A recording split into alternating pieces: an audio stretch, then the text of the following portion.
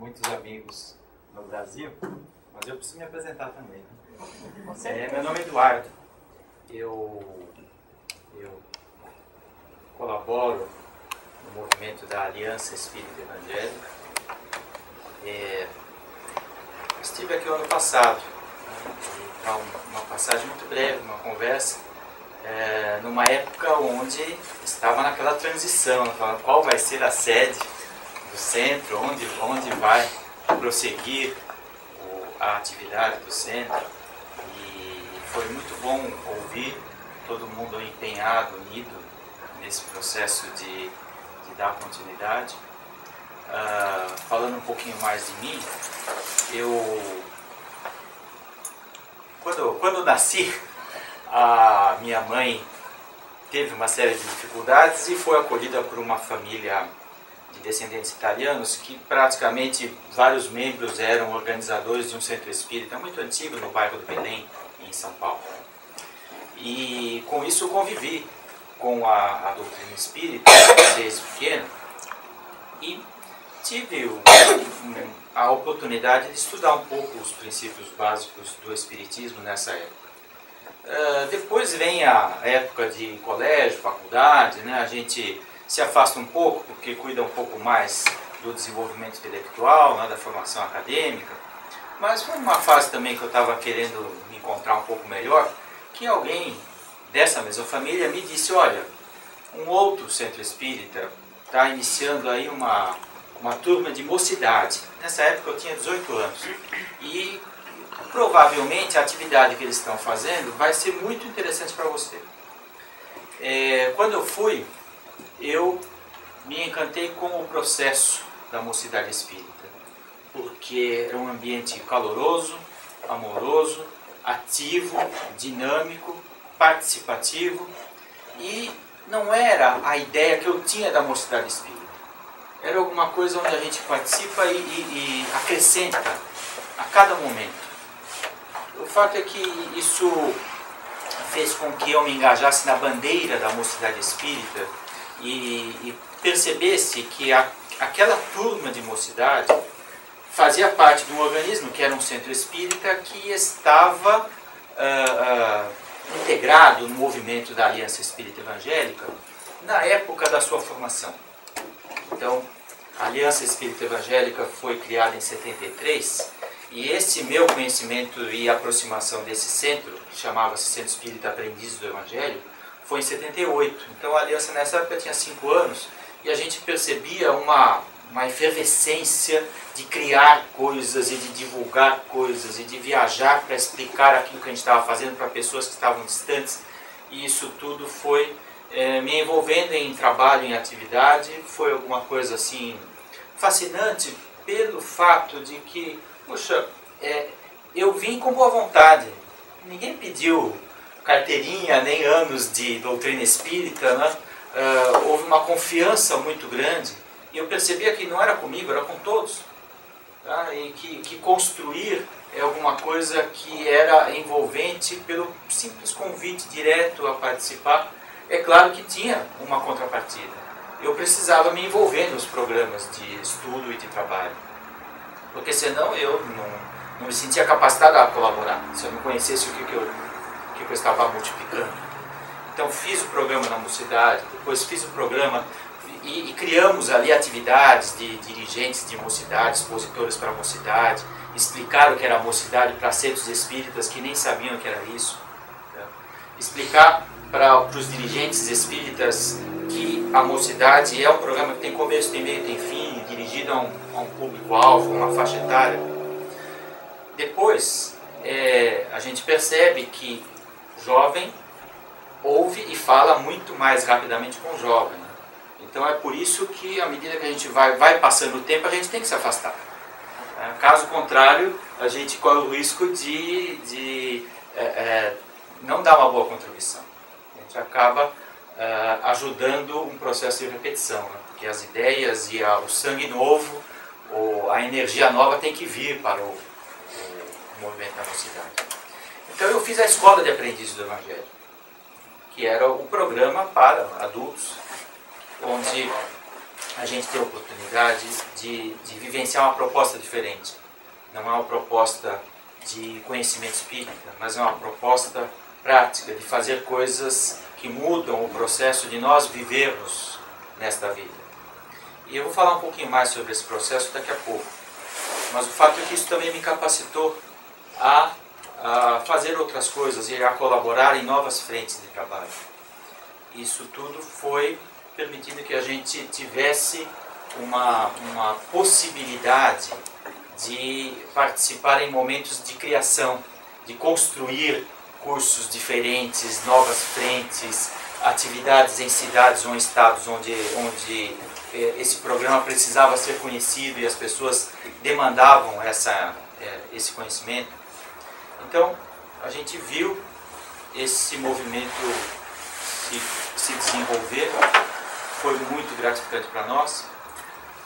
A nossa turma da Escola de Aprendizes do Evangelho, como quase todas as turmas daquele centro, acabavam desenvolvendo uma tarefa em algum bairro da cidade. E muitas vezes, para várias turmas que antecederam a nossa, essa tarefa no bairro acabava virando um novo centro espírita. Então a gente tinha uma dinâmica de que os centros geravam outros centros. Então as pessoas, como crescia bastante, então a gente fazia o possível para que as pessoas não ficassem todas reunidas no mesmo local de origem. Que elas tivessem uma coragem para se desenvolver e abrir uma nova frente. E isso, para nós, também começou desse modo.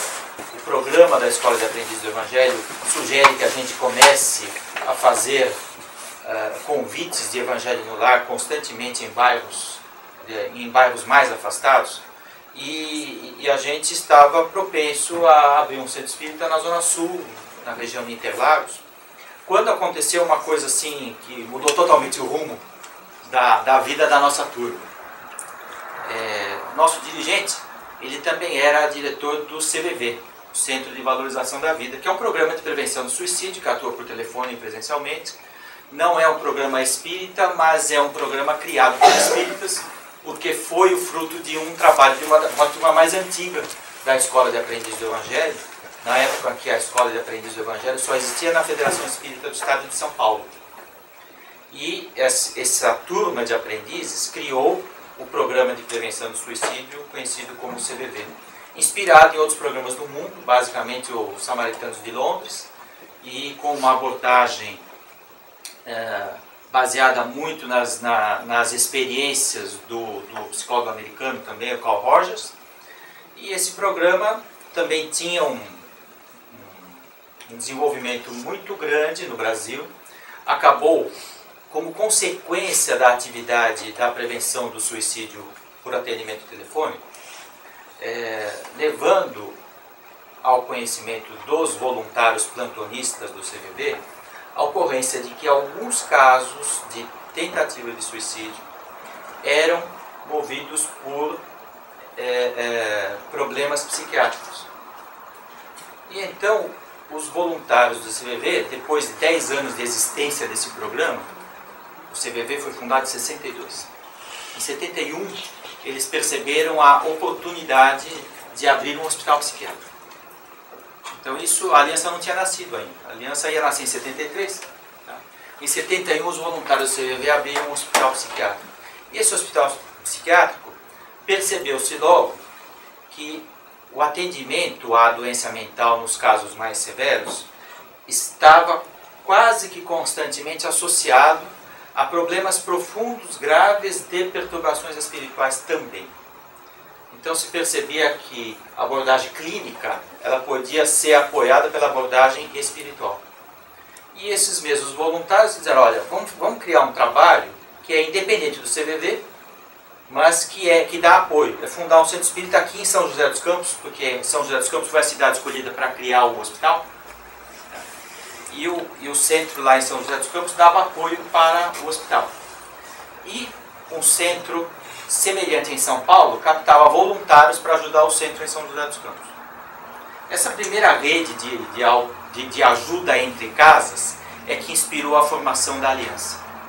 Aí 2 anos depois, vários 10 centros, na verdade 8 centros reunidos na casa do fundador das escolas de aprendizes do Evangelho, gerou a oportunidade de criar a Aliança Espírita Evangélica como uma rede de ajuda entre centros espíritas. Tá?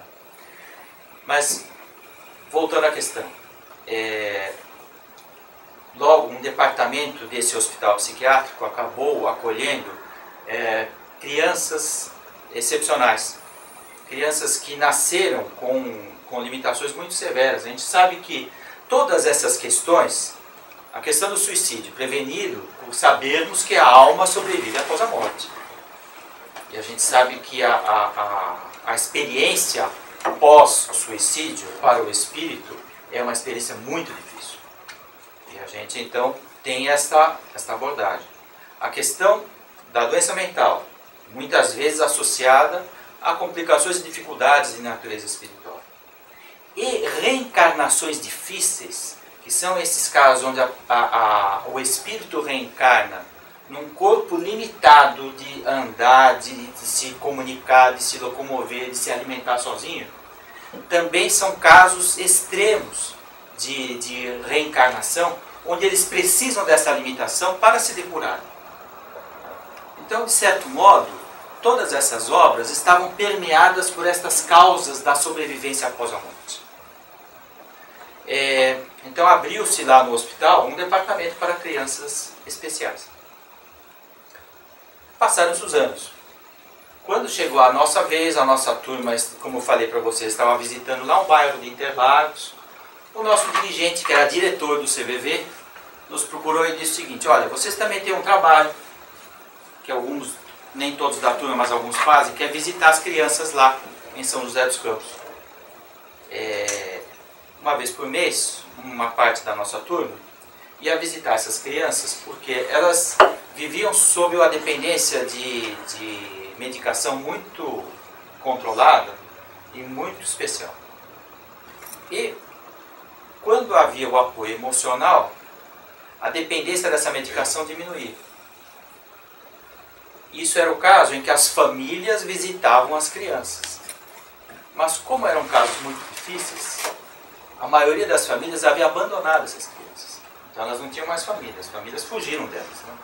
Porque eram casos difíceis de tratar. Então a gente não fica julgando esses casos, sabe? Mas sabe o que acontece. Então a nossa turma também tinha esse trabalhinho. Uma vez por mês a gente ia fazer de conta que era a família de uma criança, e lá levavam uma bolachinha, tomava sol junto com a criança e tal. E isso ajudava a melhorar a dependência dos medicamentos mais pesados. Bom, mas para continuar, né? Nosso dirigente nos procurou e disse o seguinte: olha, nós tivemos um corte muito grave da subvenção da Secretaria de Saúde Mental, do Departamento de Saúde Mental da Secretaria de Saúde, por exemplo. Então nós vamos ter que fechar alguma coisa. Muito provavelmente nós vamos fechar o Departamento das Crianças Especiais. Eram 42 crianças. E as assistentes sociais do hospital conseguiram fazer contato com, deixa eu ver, 6, 7, 13, 5, 6, 11, 7, 18, com 24, que conseguiu contato com as famílias e elas voltaram para os seus lares. Mas 18, nós não temos para onde encaminhar. E nós vamos ter que fechar esse departamento, porque não tem dinheiro para tocar esse trabalho. Então, a diretoria do CVV teve a seguinte ideia: os voluntários que faziam o papel de familiares seriam convidados a fundar casas de apoio a crianças especiais sem família. E onde quisesse, provavelmente em São Paulo, que teria mais condições de desenvolvimento. Então, além da nossa turma, tinha mais 2 outras turmas que faziam isso. Então, cada um desses grupos levou um grupo de crianças. A nossa turma ficou com 7 crianças do hospital. E nós fundamos uma casa em São Paulo chamada Lar da Redenção. Claro que no começo, assim, né, a gente olhou um para a cara do outro, deu aquele frio na barriga, ela falou, o que a gente vai fazer? A gente não entende nada de criança com essas dependências tão graves no sistema neurológico. Elas têm que morar aqui, isso aqui tem que ser 24 horas, tem que dormir, tem que dar banho, tem que dar remédio, né? Mas o pessoal do CVV nos deu muita ajuda treinando para como é que faz, né? E a gente começou a receber doação, proposta de ajuda, nos foi emprestada uma casa para o tempo que a gente precisasse para desenvolver nossas atividades. E aí em poucos meses a gente conseguiu mudar e a gente fundou o Lar da Redenção com essas 7 crianças. E de lá para cá, tudo aconteceu de bom. A comunidade nos ajudou, nós conseguimos comprar uma sede, essa sede se desenvolveu, nós fundamos o Centro Espírita junto com a sede. E hoje é um centro onde tem várias turmas, onde tem já outras crianças e tal. O bairro que nos recebeu, que é o bairro da Moca, formou uma comunidade de apoio. Então, a história prosseguiu, né? A partir daí. Eu, durante alguns anos, fiquei dirigindo turmas nesse centro e trabalhando na diretoria do Lar da Redenção, até que surgiu um momento em que houve necessidade da gente participar do trabalho de direção da Aliança Espírita Evangélica. Durante vários anos, então, eu me dediquei aí à direção do movimento da Aliança. E, no momento, eu estou dirigindo uma turma no Centro Espírita Caminho da Redenção, junto do Lar da Redenção. Então, eu tenho menos atividades no lar, um pouco mais atividades no centro e um pouco mais atividades na Aliança. Mais ou menos é isso que a gente tem feito. Mas eu queria só, quer dizer, na verdade, essa apresentação, entre aspas, né? A minha intenção é falar não muito do que eu participei, mas é como eu vi o processo de eu participar de tudo. De como, quando existe uma estrutura que convida, que envolve, que agrega valor de cada um, que soma as experiências, como isso é importante. Porque eu me sinto fortalecido, eu me sinto, assim, é claro que todos nós temos dificuldade profissional, dificuldade familiar, dificuldade de uma série de campos, né? Mas as realizações espirituais sempre me ajudaram a ter força nas horas que a coisa pega, né? Em que fica difícil, em que a gente tem algum obstáculo. E aí, ouvindo vocês, cada um de um estado, de uma cidade, cada um veio aqui há mais tempo, menos tempo, eu queria falar um pouquinho justamente sobre como é que a gente vem parar num ambiente espiritualizado. Existe um chavão tão batido que às vezes a gente até cansa de dizer, fulano chegou no centro espírita ou pelo amor ou pela dor. E às vezes a gente se identifica, eu cheguei mais assim ou mais assado. Bom, na verdade existem camadas aí de influência na vida que não podem ser classificadas só assim como preto e branco, 1 e 2, né, para o ímpar. Mas tem muita coisa em comum que a gente pode prestar atenção, aprender com isso, e a gente pode usar isso a favor do nosso processo de desenvolvimento. Então, o que nós temos em comum? Cada um de nós, todos nós aqui, nascemos em algum lugar do Brasil, ou vivemos muito tempo em algum lugar do Brasil, pelos relatos que vocês deram, né? É claro que a gente poderia aplicar a mesma coisa se tivesse aqui pessoas desse país, os americanos. Eu não teria a fluência de falar isso, então teria que contar com a ajuda de alguém para ouvir esses relatos. Mas vocês poderão fazer isso, certamente. E o simples fato de falar assim, olha, eu vim de Goiânia, estou aqui há 10 anos, faz a gente pensar que as circunstâncias da vida fizeram a gente parar num lugar que está aí a 8, 10 mil quilômetros de distância, não sei. totalmente diferente de onde a gente veio, e que por algum motivo os nossos afazeres, que aqui envolvem a sobrevivência, o relacionamento na comunidade, a nossa orientação pessoal, psicológica, fizeram com que a gente ouvisse falar que existe uma comunidade que está ligada a assuntos espirituais. O que me fez despertar atenção para essa notícia, e como essa notícia chegou até cada um de nós, pode ter sido casual, pode ter sido uma conversa de amigo, pode ter sido uma informação na internet, ou um folheto, ou um programa de rádio, enfim, cada um pode ter tido um motivo. Mas se essa informação tivesse passado por nós, no momento que a gente não tivesse sensibilidade para a questão, ela ia passar e não ia causar nenhuma modificação em nós. O fato é que essa informação chegou por vários caminhos, num momento onde a gente já desenvolveu um certo centro interno de interesse para assuntos espirituais. Por algum motivo, que as pessoas genericamente costumam falar de amor ou dor, mas é toda uma somatória das coisas que a gente já viveu, que a gente já pensou, que a gente já sentiu. Tá?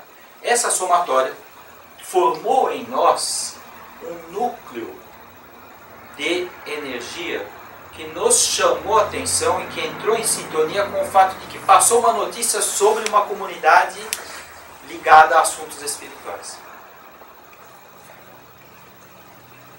No caso, foi um centro espírita. Poderia ter sido um centro de meditação hindu. Poderia ter sido um encontro de casais na Igreja Católica. Percebem? O fato é que, em algum momento da nossa vida, a gente estava com um núcleo interno que formou uma atração para assuntos espirituais. E eu creio que é isso que motiva uma comunidade como essa a continuar se desenvolvendo. Não importa se ela é pequena ou grande, não importa se está com uma sala ou 3 salas, não importa se o grupo tem 5 ou 50 pessoas, mas o fato simples desse núcleo existir e de algum modo ele ser conhecido por outras pessoas, e esse conhecimento não precisa ser ostensivo.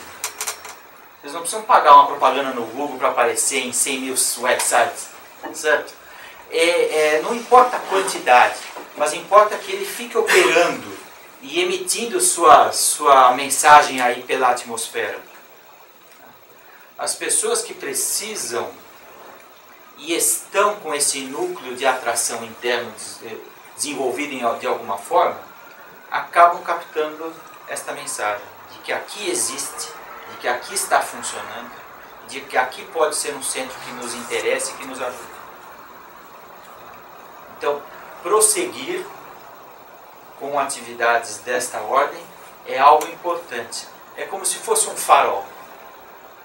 Como se fosse um farol. O farol funciona assim, né? Tem a entrada do porto, tem dias que é fácil de enxergar. Dia ou noite está claro, mas tem dias que não dá. Dia que tem nevoeiro, ou aquela região tem muito recife, muito coral que o navio pode bater. Então o farol indica o caminho que o navio tem que fazer para ele conseguir chegar no porto. Então, o centro operando é um farol. Por aí tem tempestade, tem nevoeiro. É a situação da sociedade atual. E alguns navios estão precisando chegar no porto. E quem não está precisando chegar no porto está com a atenção voltada para outra coisa. Mas quem está precisando chegar no porto está de antena ligada. Opa, ali tem uma luz e farol. É para lá que eu vou. Então, prosseguir a atividade do centro é manter o farol funcionando. Isso é muito importante. Nós não sabemos quais pessoas que vão vir aqui na semana que vem, daqui a 1 ano ou daqui a 10 anos. Certamente, para cada uma delas vai ser muito importante.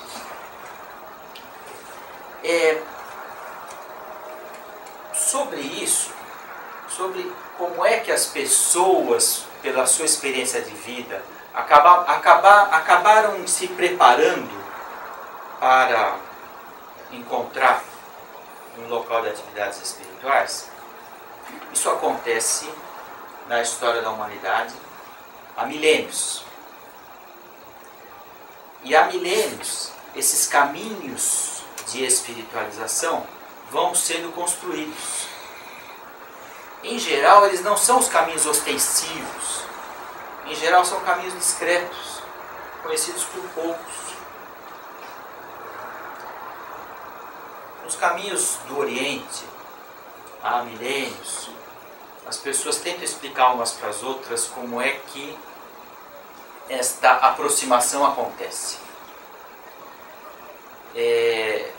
Lá no Oriente se explica as coisas importantes uns para os outros através de parábolas. Você sabe o que é uma parábola? O que é uma parábola? É uma história que tem um fundo moral, Isso. Né? É uma história simples, que tem um fundo moral. Ou seja, se tem um fundo, a gente precisa pensar um pouco para interpretar, tá? Além da história. O método de ensinar sabedoria mais profunda no Oriente era baseado em parábolas. Nós aqui no Ocidente conhecemos através da Bíblia as parábolas que Jesus contou. Porque ele era um mestre de sabedoria, atuando ali no Oriente Médio. E, portanto, a sua técnica de aproximação com a comunidade era através dessas histórias. E como a sua sabedoria excedia a das demais pessoas, então nós continuamente descobrimos riquezas nas parábolas de Jesus. Mas a parábola que eu vou contar não é uma parábola de Jesus, é uma parábola que foi elaborada por esses instrutores de caminhos de conhecimento orientais muito antigos, mas que a gente adaptou para a atualidade. Então, na nossa parábola, é assim, uma pessoa está na prisão, é um preso numa penitenciária. Agora, essa pessoa tem uma característica muito especial. Ele nasceu na prisão. Ele nasceu na prisão. E a prisão é uma prisão também de uma característica muito especial. Não tem portas, janelas, ela só tem umas muralhas que são inexpugnáveis. Não dá para subir, não dá para escalar, não dá para derrubar, tá? Não dá para ver nenhuma fresta. Tá? É muralha para tudo quanto é lado. E tem uma guarda que é daquelas muito ativa. Não deixa faltar nada, está atenta a qualquer movimento dentro da penitenciária. Aí tem mais. Esse preso nasceu na prisão. Os seus pais, os seus avós, os seus bisavós, todos os seus ancestrais também nasceram nessa prisão. Então, que história estranha, né? Como é que é isso aí? O cara nasceu na prisão. Todo mundo que ele pergunta, ela nasceu na prisão. Tá? Ele olha para tudo quanto é lado, não tem fresta, não tem nada, né? A prisão ela é ampla, ela vive ali um monte de gente. Mas ninguém nasceu fora dessa prisão. Então, vocês imaginam o seguinte: essa comunidade de presos que está lá, presa desse jeito, com essas condições. O que essas pessoas podem querer na vida?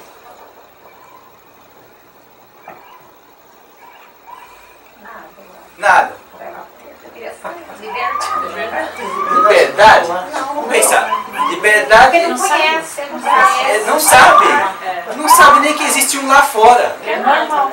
Para ele é normal. Totalmente normal. Exatamente. Então, o que o cara mais quer ali? Se só tem aquilo ali? Nada? Será que não quer nada? Aproveitar aquilo ali, ué. Aproveitar o que tem. Exatamente, aproveitar o que tem. Então, o cara que nessa situação, ele não sabe que tem nada lá fora, para ele que tem aqui que está lá, ele quer aproveitar o melhor possível. Então é natural que ele queira tudo que a prisão pode oferecer para ele. Certo? Se ele tem uma sala aliás, uma cela com 2 quartos, 3 banheiros, uma garagem e uma sala de festa, ele vai querer 2. Tá certo? E vai querer mais. Vai querer carro, vai querer joias, vai querer casa, vai querer aparecer. Porque ali, bom, se o que tem é aquilo ali, então o meu negócio é aparecer e bater na mesa, porque assim eu consigo mais. Tá? Acaba sendo a lógica mais imediatista de quem está lá. Tá? Bom, quem é o preso nessa história? Nós. Nós quem? Nós, 10, Espírito. 30, 20 aqui? O Espírito. Não, os encarnados. A humanidade. A humanidade. A humanidade é uma boa... Tá? A humanidade.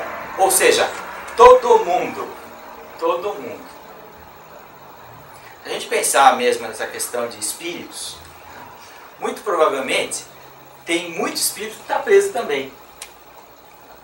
Porque o espírito está preso ali, por quê? Então, talvez a melhor forma de entender isso, assim, o que seria a prisão nesse caso? Não, é mais que o corpo físico. Hã? Não, o que é a prisão para a humanidade? O pensamento, o sentimento. Não. O materialismo. A questão fluídica, não? Quem falou aí? O materialismo. É por aí. É a materialidade. A condição de materialidade é a prisão da humanidade. Porque a gente olha, só vê matéria, né? Então as coisas nos iludem. Porque a gente é tão... A nossa consciência é tão ajustada ao nosso corpo, aquilo que a gente instantaneamente é reconhecido pela consciência, que a gente não sente diferença. Então não tem brecha, nem no corpo, nem nas substâncias, nem nas energias, nem na condição de vida, tudo não tem uma brechinha para a gente ver algo além da materialidade. Se a gente não vê, se a humanidade está presa numa condição que ela só consegue vivenciar a materialidade, é por isso que a humanidade fala, bom, então vamos aproveitar, estamos aqui mesmo. E o preso quer mais possível. Ou seja, essa condição é absolutamente natural pelo fato de que a humanidade está presa na materialidade. Nem sabe se tem outra coisa. Mesmo quando a gente pensa em espíritos, tá? Tem muito espírito que o que gosta é de estar na materialidade. Independente de ter corpo ou não ter corpo. Tá? Na verdade, se a gente pensar que tem algo fora da materialidade, tá? Terá que ser alguém em uma condição diferente daquela que nós conhecemos. Então, o fato é que, de repente, de todos esses presos da humanidade, alguns raríssimos presos, depois de querer tudo, e bater na mesa, e querer aparecer, liga ao som no último volume, chega com o carro último tipo e constrói uma mansão de 5 andares, esse cara começa a perceber que isso aí não satisfaz. E ele compra mais mansões e mais casas, ou não pode não comprar, mas faz força para comprar, e também não satisfaz. Então o ter na prisão, para raras pessoas, contrariamente ao esperado, causa uma insatisfação.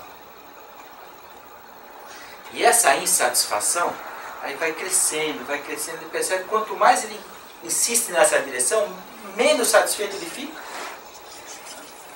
Então, algumas raríssimas pessoas ficam tão insatisfeitas que elas querem fazer de tudo para saber se tem alguma coisa fora da materialidade. A primeira coisa que ele começa a perceber é falar, eu quero fugir daqui, quero fugir da materialidade. Mas ele percebe que a prisão é muito forte, que tem guarda, que tem tudo, né? Que tem uma série de coisas que o impedem. Então, ele começa a falar para os amigos, para os pais, para os filhos, para os irmãos, vamos fugir da materialidade. Os caras começam a pensar que ele está louco, né? Fala, pô, aqui tá bom, tá muito bom, vou te internar no hospício, né? Então ele falou, não adianta, não é falando que a gente vai conseguir sair. Muito menos indo para a praça pública pegar um megafone. Não é aí que o cara vai ser considerado doido de vez. Então ele percebe que, ao contrário, ele tem que ser muito discreto. E tudo aquilo que ele fazia para aparecer, ele tem que fazer para desaparecer. Tudo que ele fazia para ser uma pessoa extremamente visível, ele, ao contrário, tem que ficar extremamente discreto. Porque se um dia ele conseguir fugir, aí nem os guardas vão perceber, né? Então, algumas pessoas começam a perceber que é melhor ela se tornar um pouco mais introspectiva e cumprir tudo direitinho. Não deixa nem cair um papel de bala no chão. Faz tudo segundo as regras da prisão. Chega na hora, não incomoda ninguém, não liga o som alto volume. Entra, não fica alardeando o que ele fez, o que ele é, o que ele tem, e começa a prestar atenção se isso ajuda. Ou seja, fazer o contrário. Aí ele começa a perceber o seguinte: bom, é difícil sair da materialidade. Eu acho que eu vou precisar de ajuda, que sozinho está difícil. Mas se alguém pensou a mesma coisa que ele, então esse alguém deve estar fazendo a mesma coisa. Esse alguém deve estar se tornando o mais discreto, mais invisível possível, para ver se encontra um jeito de fugir da materialidade. Então, ou seja, se eu quiser encontrar quem me ajude, eu preciso encontrar pessoas que também estão se tornando invisíveis. Então, não deve ser muito fácil, né, procurar pessoas invisíveis. Mas esse é o primeiro esforço dessa pessoa que está insatisfeita com a materialidade. E aí, vamos fazer um grupinho de pessoas invisíveis, para quem sabe esse grupinho se ajudar. Bom, com uma turminha, já dá para a gente pelo menos conversar sobre fugir da prisão. Agora, fugir desta prisão vai exigir mais do que ter a turma conversando. O que vocês acham que precisaria para escapar das muralhas da prisão? Um plano. Matou na mosca. Um plano. Aí, faz de conta então que nesse grupinho conversando, olha, chegou voando aqui um plano. Olha que beleza, caiu do céu. Esse plano diz assim: olha, vai lá por trás daquela coluna, pega uma picareta, cava que ali tem um cimentado, bateu, aí pega uma pá, coloca os resíduos num carrinho e começa a cavar. Você cava por 2 metros de profundidade. E aí começa a cavar na horizontal, mas exatamente a 27 graus nordeste. Cava durante 40 metros. E disfarça para a terra não chamar atenção. Então você vai ter que guardar de uma maneira bem disfarçada. Vai segurando as paredes para a terra não cair na tua cabeça. Então, serra umas madeiras, prega, martela tudo e à medida que você vai avançando, vai tomando cuidado para ver se está seguro. Depois que você andou 25 metros a 27 graus na direção nordeste, aí você desvia mais 2 metros. Percebe? Aquele plano, você não sabe quem escreveu aquele plano. Mas é aquele plano que você tem na mão. Ah, eu acho que esse plano é muito difícil. Vamos, em vez de seguir a 27 graus, vamos seguir a 28, que parece que ali é mais clarinho. É que quem escreveu o plano sabia que quando a prisão foi construída, bem naquele ponto, faltou cimento. Então, se não for ali, é perigoso, porque se você desviar 1 grau, você vai sair na sala dos guardas. Então, é um desastre, vai fazer um baita esforço à toa. Ou seja, precisa seguir aquele plano direitinho. Bom, mas o plano diz que eu vou precisar de picareta, de pá, de serra, de martelo. Cadê? Não adianta eu pegar aqui dentro da prisão, porque os guardas estão de olho. Se faltar uma colherinha lá na cozinha, pelo amor de Deus, vão sair com o sirene ligado até achar, né? Então você precisa de algum jeito contrabandear as ferramentas de fora também. Então, nessa parábola, tem alguns elementos de como é que os caminhos de encontro da espiritualidade foram acontecendo na história no passado.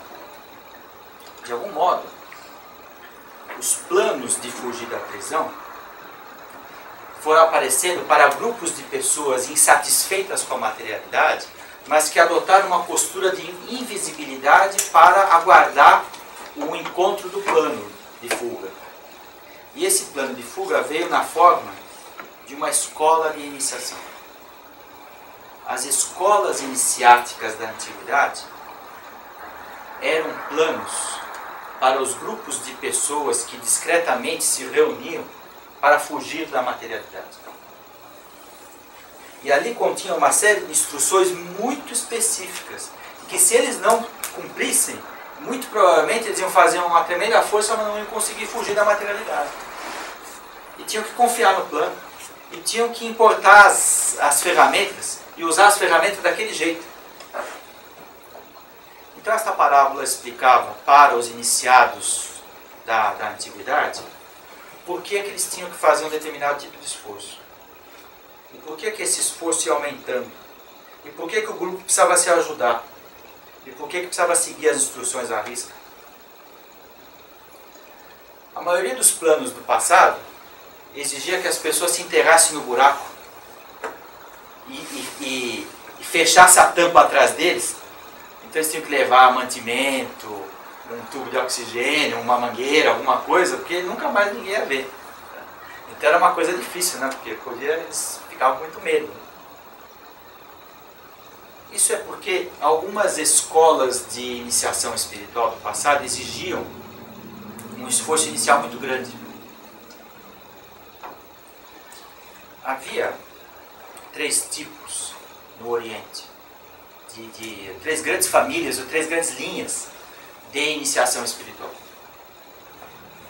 Havia aqueles que encontravam a iluminação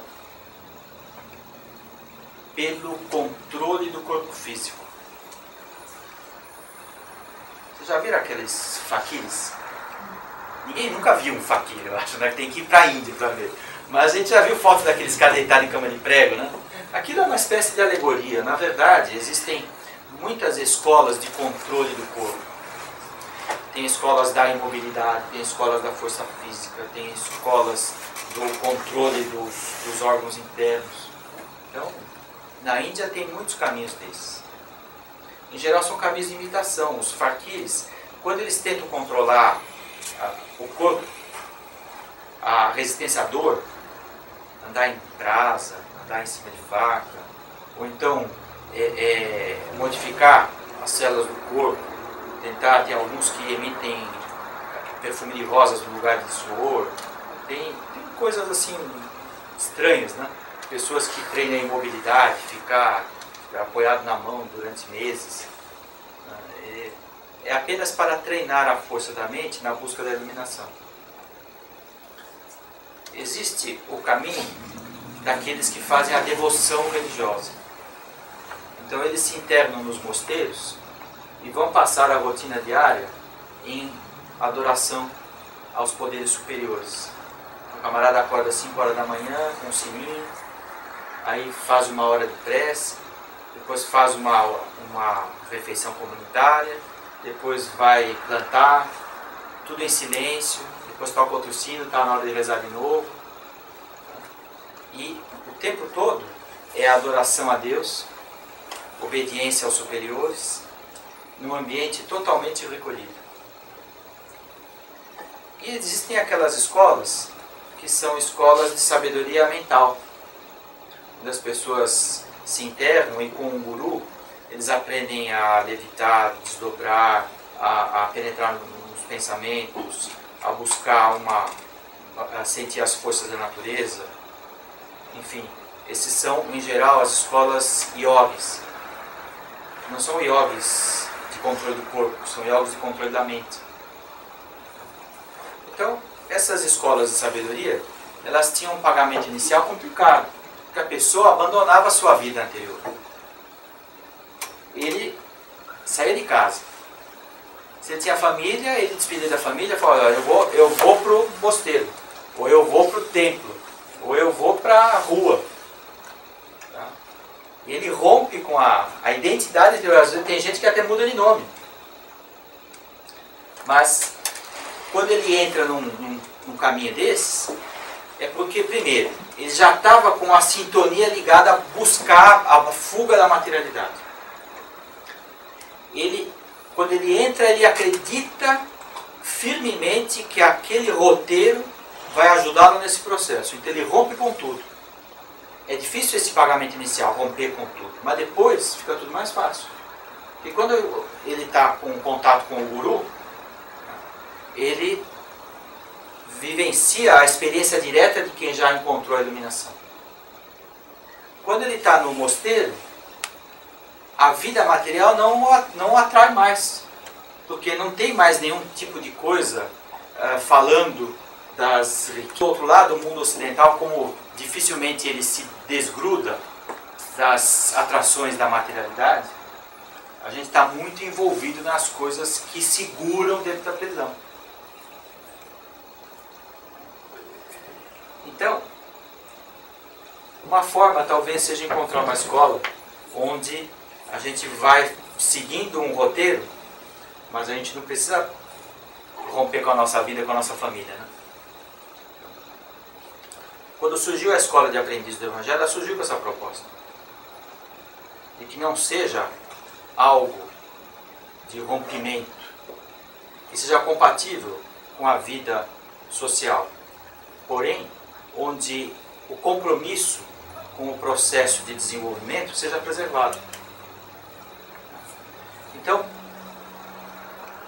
é por isso que a gente forma um grupo, esse grupo se ajuda, se compromete a conseguir um certo roteiro, porque a esperança é a nossa libertação em relação à materialidade. A gente sabe que se a gente não está trancado num mosteiro, então, volta e meia, as forças da matéria nos seguram a atenção de volta. Quando a gente está num ambiente espiritualizado, é natural e imediato nós reconhecermos que somos espíritos. Eu reconhecer que esse aqui é só o corpo, mas quem fala, quem pensa, quem sente é a minha alma, o meu ser verdadeiro. E eu vou trocar esse corpo várias vezes, demonstrando que o meu corpo e quem eu sou realmente não são a mesma coisa.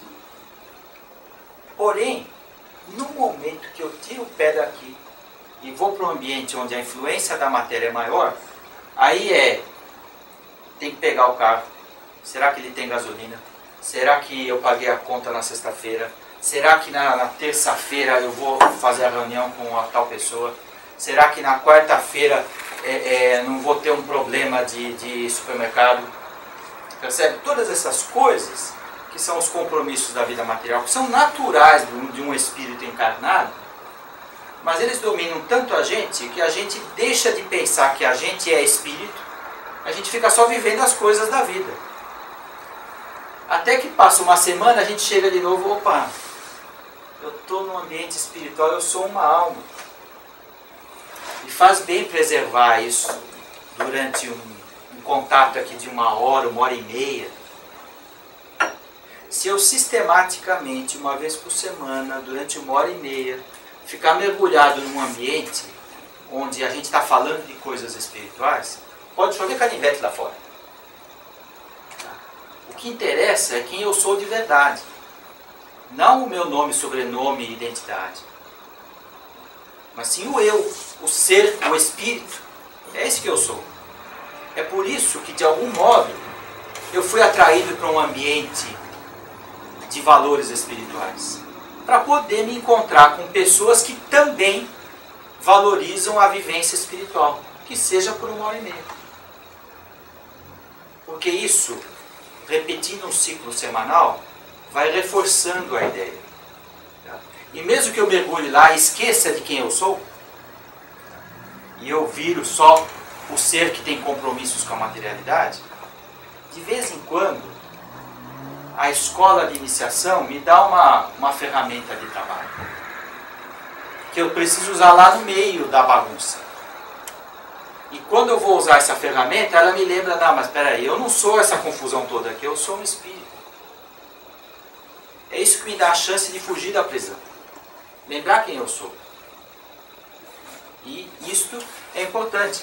Uma prática regular de espiritualidade, primeiro no ambiente onde já existe esta vivência. Depois, levar alguns hábitos para a minha vida. Se eu reconheço que eu sou um espírito que está encarnado e que durante as 6, 7 horas que eu estou dormindo tenho uma certa sensação, uma vivência de liberdade, mas da qual eu não me lembro, que é um dos ensinamentos que a gente desenvolve aqui, eu posso respeitar minhas horas de sono e fazer com que, quando eu vou deitar, eu faça uma prece, quando eu acordo, faço uma prece. Essa oração passa a ter um significado, um preparo para eu mergulhar na materialidade quando ainda estou com a cabeça um pouco mais ligada na minha vida verdadeira, tá? E uma proteção quando eu vou dormir, para que eu possa ter uma vivência educativa no meu processo de sono. E de vez em quando, a escola de iniciação me dá alguns horários combinados para eu fazer uma oração telepática, silenciosa, mental, instantânea. E me dá alguns compromissos para vir aqui e encontrar com outras pessoas que estão buscando um caminho de espiritualidade. Então, esses exercícios que são propostos por um programa de espiritualização, eles fazem duas coisas. Talvez 3 coisas. Eles, primeiro, me ajudam a não esquecer que eu sou um espírito, que eu tenho chance de fugir da prisão na matéria. Segundo, me ajudam a ter uma vivência em grupo, porque em grupo é mais fácil que sozinho.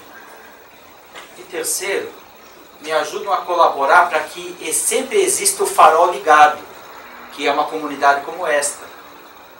Se esse farol ficar ligado, outras pessoas vão ficar sabendo que essa saída existe. A gente vai colaborar, sem ficar fazendo propaganda. O simples fato da gente trabalhar coletivamente para preservar os objetivos de espiritualização de uma comunidade como essa, vão garantir que o farol fique aceso e outras pessoas o encontrem como nós o encontramos. Essa é uma proposta de manter viva uma comunidade como essa. Essa escola de iniciação é a única que eu conheço.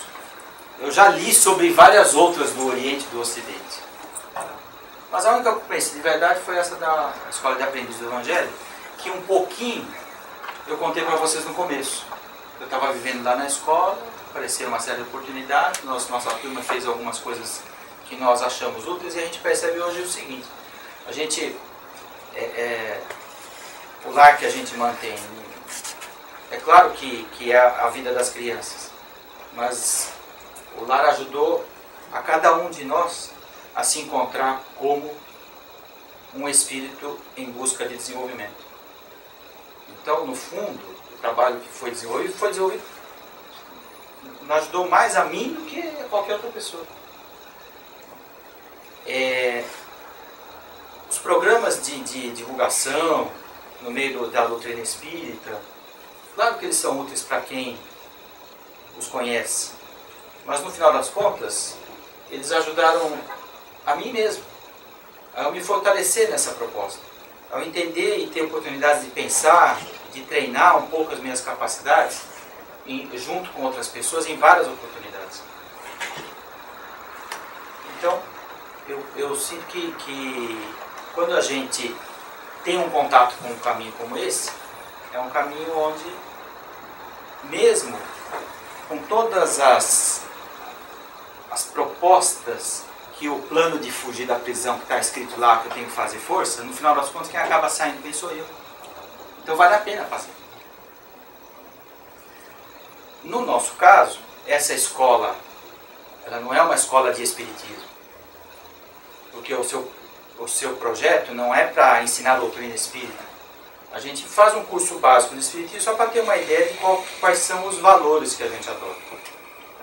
Mas é uma escola, não é de conhecer coisas, uma escola de fazer coisas. Todas as escolas iniciáticas são escolas de fazer, não são escolas de saber.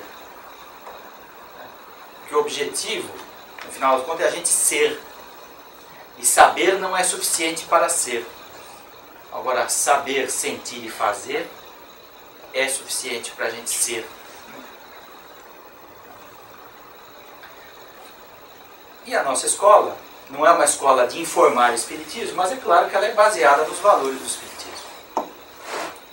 Os valores do Espiritismo, eles crescem continuamente, porque cada vez mais novos voluntários vão agregando experiência e observações e reflexões.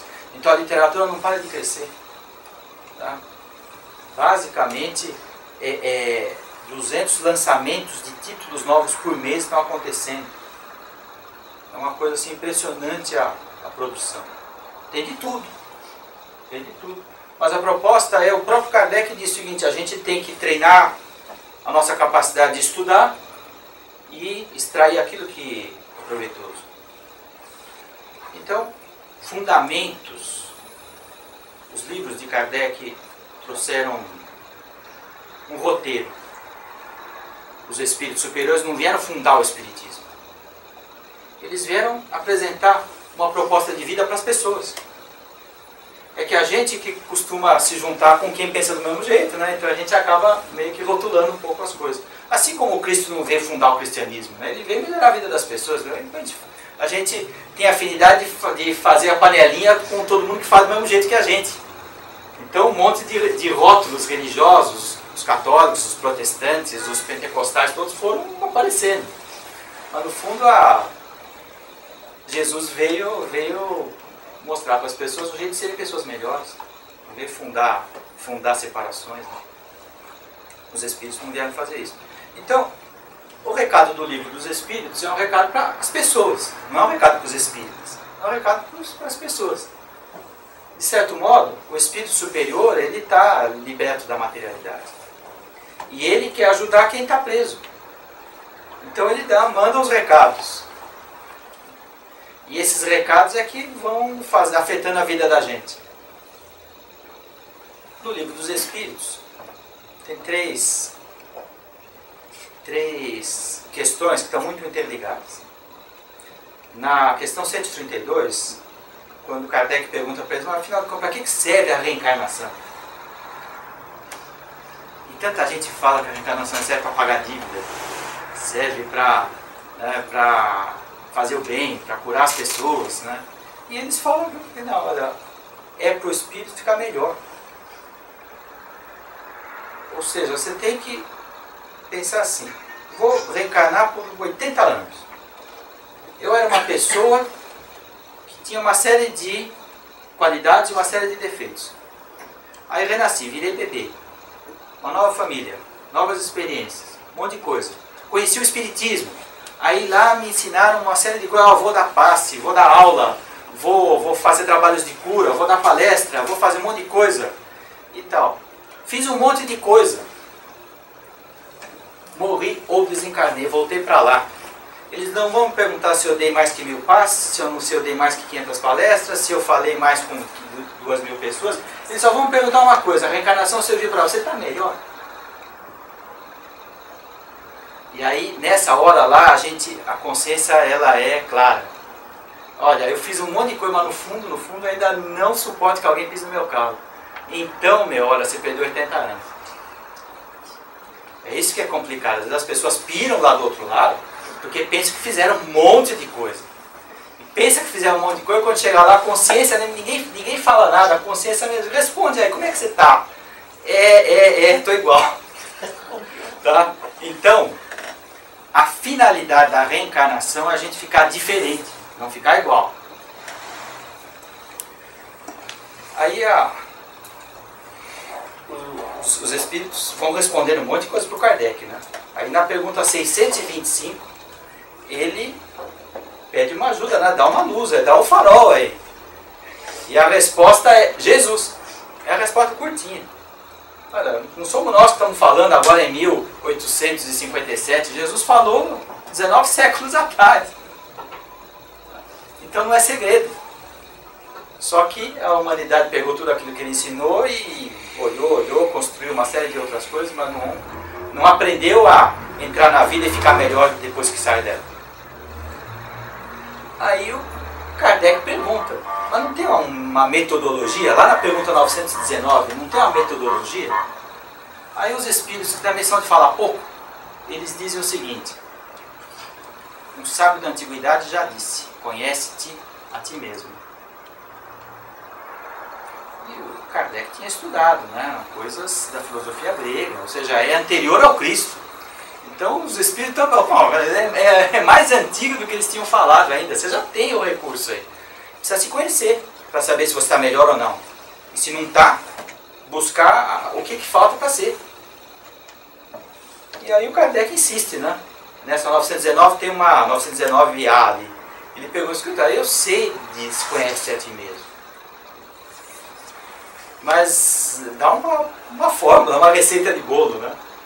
O espírito que responde, ele fala, eu não tenho uma receita de bolo, mas eu posso compartilhar a minha experiência. Quem responde é o espírito de Santo Agostinho. Ou seja, uma pessoa que viveu no século III para século IV, que trabalhou na época que o cristianismo estava sendo fortemente combatido. E ele conta mais ou menos o seguinte, olha, todo dia, ou melhor, toda noite, antes de deitar, eu tentava lembrar tudo que eu fiz.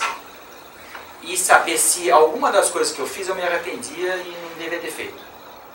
Não é fácil fazer isso, porque a gente tem que ser verdadeiro com a gente mesmo. Mas fazendo isso sistematicamente, a gente pelo menos se conhece mais.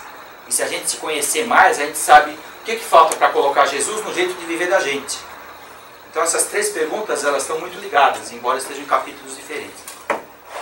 Bom, passou 150 anos que o Santo Agostinho disse isso, e a gente ainda, de vez em quando, faz uma relembrança dos fatos da vida do dia, mas bom, como é que eu mexo para ficar diferente?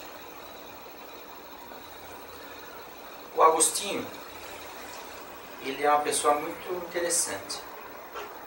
Ele era um filósofo epicurista no começo. Quando ele não conheceu o cristianismo, ele era um filósofo muito inteligente, mas que estava indo meio que por aquele caminho do corpo, sabe? De sentir as coisas da natureza, de cheirar, de tocar, de provar, de fazer boa comida, de ter boa música, de admirar a arte, de dançar e de ter prazer corporal com as mulheres. Enfim, ele tinha uma filosofia de vida. E quando ele conheceu o cristianismo, ele falou, peraí, realmente, hein, isso aí pode ser bom para a minha satisfação, mas no fundo causa a minha insatisfação. Então ele começou a aprender o cristianismo. Ele se dedicou, ele rompeu com o que ele era. Então ele fez uma coisa assim também, ele deixou a vida dele para trás e começou a fazer outra coisa. Deixa eu estudar a mensagem desse homem, Jesus, para saber se isso me ajuda a encontrar o que eu estou procurando. Ele estudou, se desenvolveu tanto e começou a fazer isso que ele escreveu na resposta da pergunta 919. Veja, ele respondeu isso em 1857, mas ele começou a fazer isso em 300 e pouco. É quando ele viveu e conheceu o cristianismo, com o nome de Agostinho. Ele se tornou uma pessoa engajada com o bem coletivo.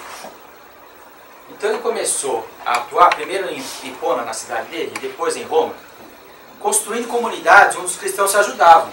Porque ainda era uma época onde o imperador romano, se ele acordava de mau humor, mandava matar meia dúzia. Então era difícil construir um bom trabalho colaborativo na comunidade cristã. Mas ele se dedicou tanto que ele foi reconhecido como bispo. O bispo não era uma autoridade assim, formal. Era o que era? A pessoa que era reconhecida por prestar mais serviços à comunidade. Então, chegou uma ocasião, primeiro ele trabalhou para se conhecer. Depois ele trabalhou pelo grupo. E aí ele foi chamado a um testemunho mais difícil.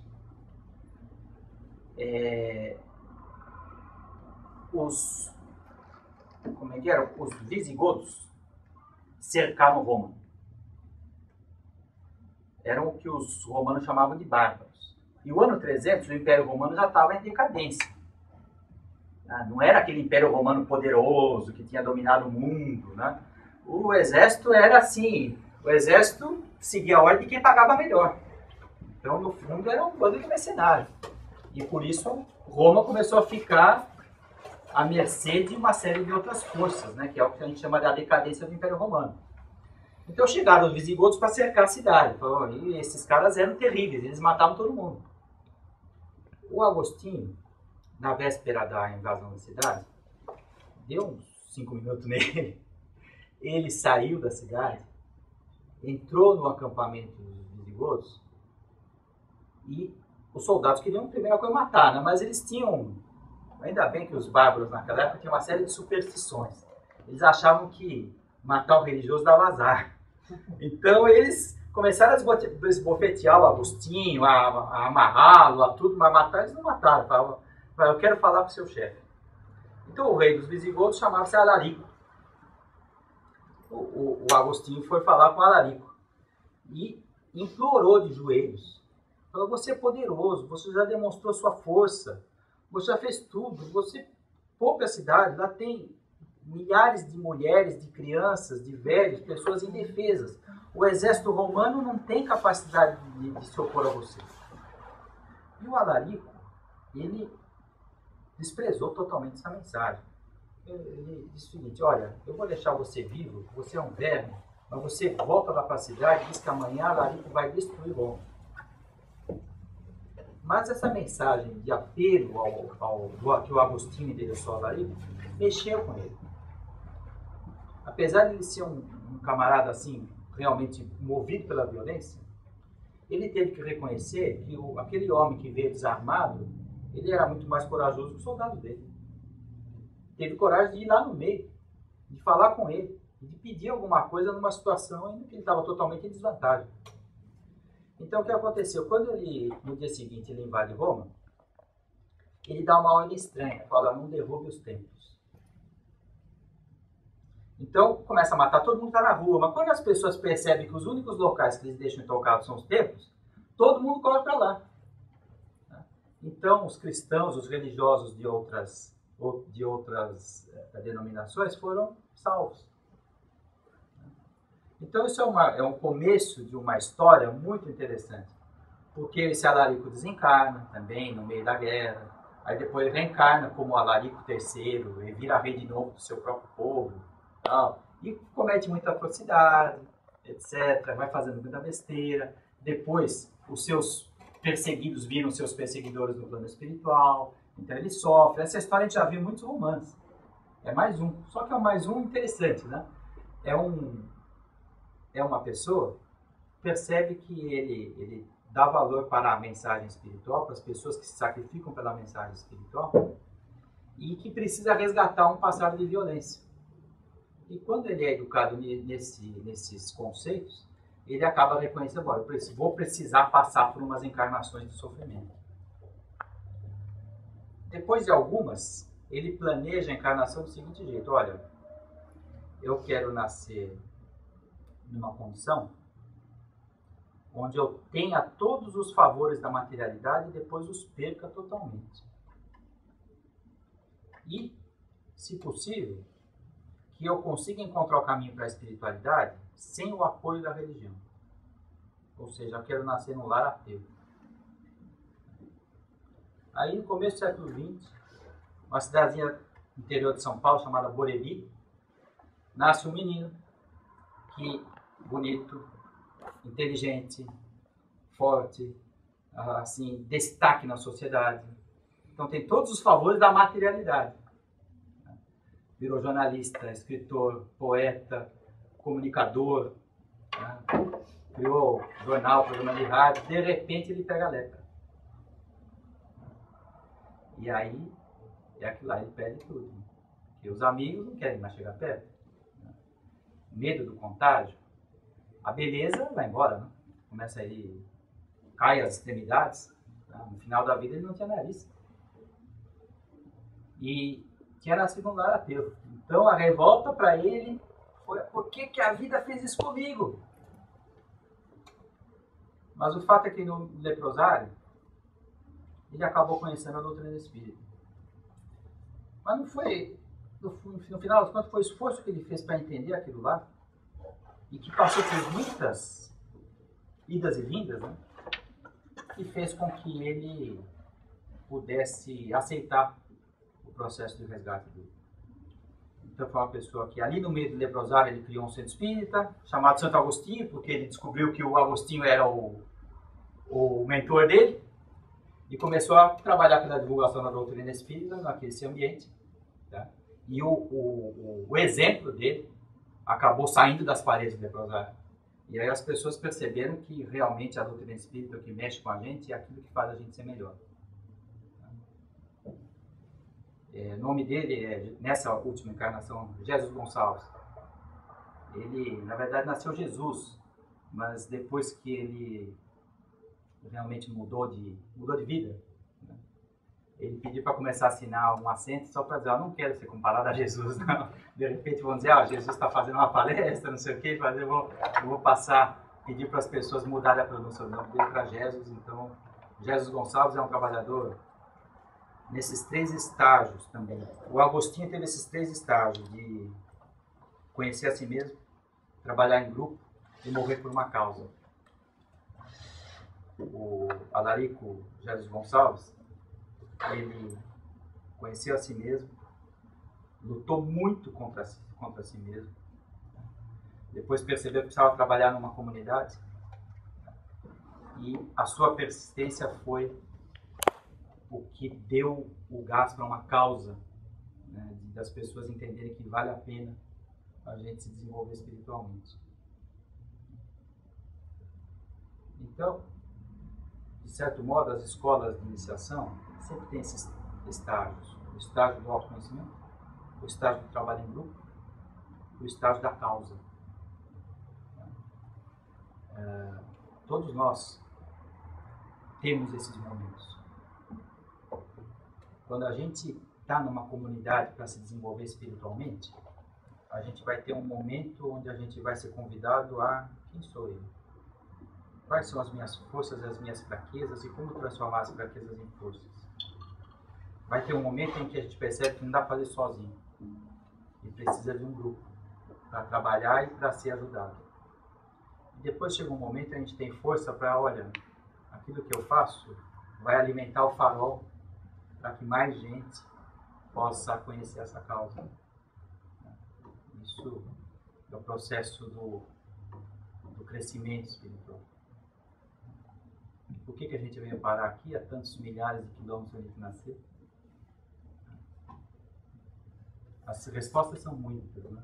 Mas, de certo modo, o processo de desenvolvimento tem essas etapas. Todos nós estamos a caminho de melhorar a nós mesmos, colaborar no grupo, trabalhar por uma causa.